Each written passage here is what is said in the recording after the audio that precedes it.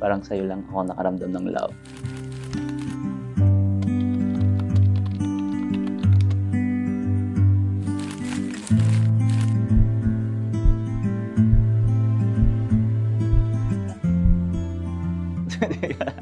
For me, love is accepting and should be life-giving. Accepting in the sense that ang love hindi lang siya basta emotion eh. It should be a decision. Para sa akin, love is giving oneself.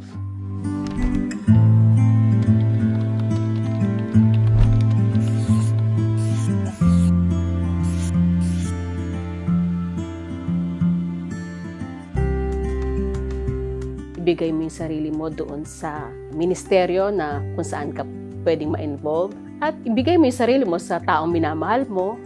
Love is an action word na dapat nakikita, hindi lang naririnig.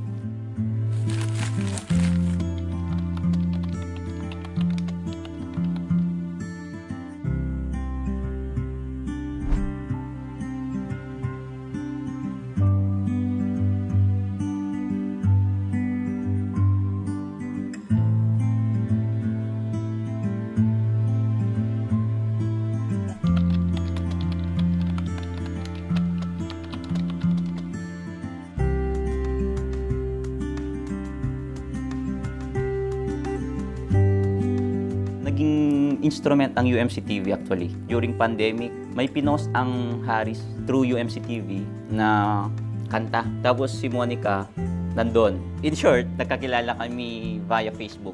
I was intentionally praying for someone. Sabi ko, Lord, sana naman ipakilala mo na, no? Kasi huling biyahe ko na.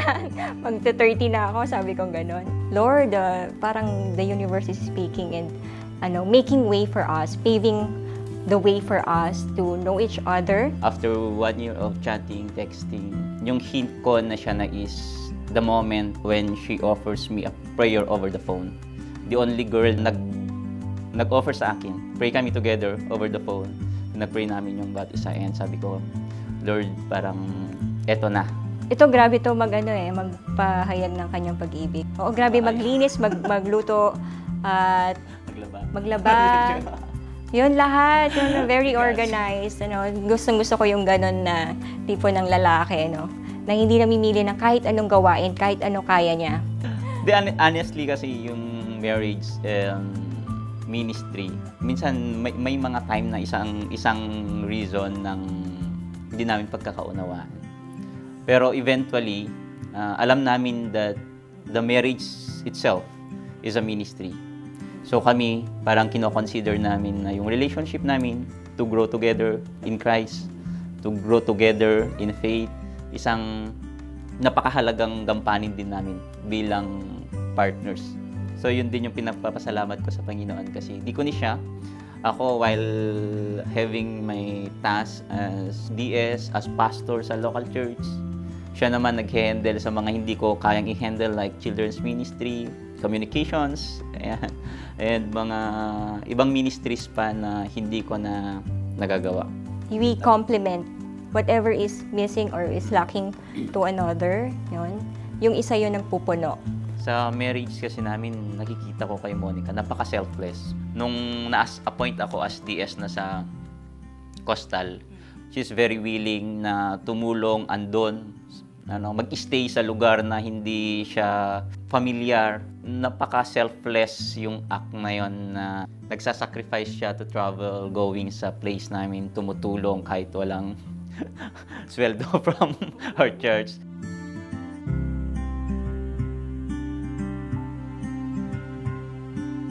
Pag-ibig sa kapwa, paano mo ipahayag yun sa mga biktima? Sa mga nanay na nabiktima yung mga anak, paano mo ipahayag yung pag-ibig mo sa kanila? Yun, yung makilakbay at makinig ka sa kanilang mga kwento at paano mo sila samahan doon sa paghanap ng hustisya. Yung present ko na destino, kumbaga ito nga yung sa usapin ng war on drugs noong 2016, na sabi ko nga, nung diakonisa ako sa local church, pag pumunta ka sa pamayanan, alam mong may urban poor, alam mong may ganito yung kaganapan. Pero ito, kakaiba ito nung naganap itong war on drugs. Makita mo talaga sa pamayanan. Sila na nga yung walang makain, sila na nga yung mahihirap, sila na yung walang tinig. at sila yung pinapaslang. Yung isang nanay, di ba tayo pag may namatay, yung may lamay, tapos kahit paano may makakain, may ma-offer sa kanila, wala. Yun lang, sabi nga ng isa, pag umiyak kami dito, wala kami makakain. So kahit nakaburol yung tatay niya, kailangan niya maghanap buhay. Yung mga ganun, ako bilang isang Diakonisa, ganun yung naka-encounter mo. Siguro hindi naman nag-romanticize dun sa kalagayan, pero makita mo talaga na as long as may ganito sa pamayan natin, mahalaga yung ambag din natin para makabahagi dun sa kalagayan nila. Parang mas ganun ko nakikita yung expression ng pag-ibig sa kapwa. Yung pagiging taong simbahan, yung pagiging Diakonisa, mayroon kang pwedeng iambag para sa pagbabago ng lipunan. So nakita ko rin yung struggle sa mga iba pang mga sektor. So, mas nakita ko na mahalaga yung boses ng Diakonisa, yung boses ng taong simbahan sa mga usapin na may kinalaman sa buhay ng mga tao sa ating kapaligiran.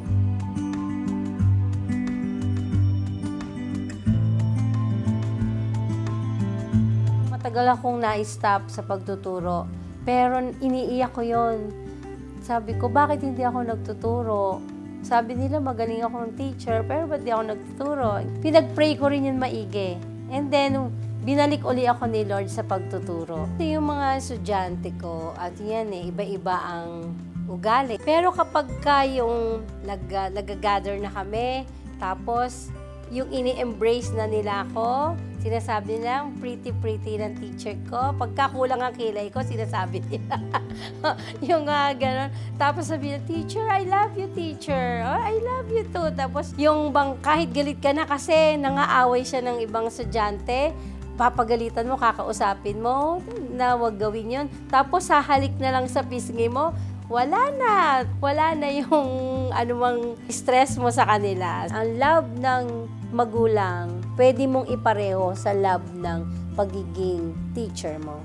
No matter what, ina-accept mo siya, tinatanggap mo siya kung sino siya, matuturuan mo siya sa tamang path ng hindi puro galit. Kasi nung bata ako, di ba pag bata ka, yung style ng mga magulang dati, parang huwag ka magsalita, huwag ka sasagot, ganun yung style. Sabi ko, ayoko nang ganun, gusto ko maging open yung anak ko sa akin. Kaya kahit maliit pa lang, may crush na yan, hinahayaan ko magkwento, hanggang sa sila ay ngayon nasa youth stage na. Ganun pa rin ako. Kahit na ang tagal namin, sa gabi, ang tagal namin magkwentuhan, pinag-uusapan yung mga nangyari, nakikinig ako. Gusto ko na ganun sila ka-open.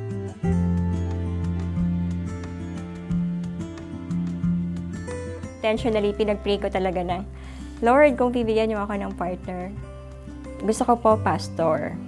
Pinagpapasalamat ko sa Panginoon na it was He na who is God's answer to my prayer. Nagpapasalamat ako kasi taong kasama ko pala panghabang buhay. Siya yung yung way for me to express healing, for me to express love. So, very special yung mga bata sa atin na napaka-pure ng love nila Na pagka sila napalapit sa'yo at nakuha mo ang loob nila, talagang titignan ka nila, susundin ka nila, iti-treasure ka nila, at very, thoughtful sila.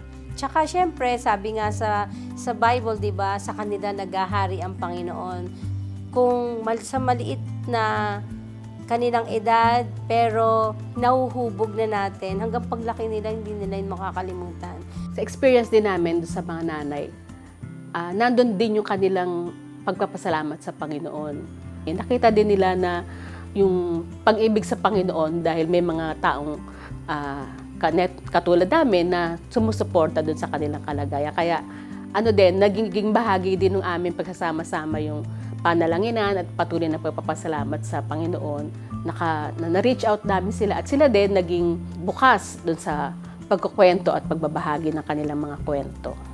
Patuloy lang na mag-focus dun sa ating ginagawa at na alamin natin yung kayahan natin, yung kapasidad natin para tumugon at para maipakita natin yung ating pag-ibig sa ating kapwa.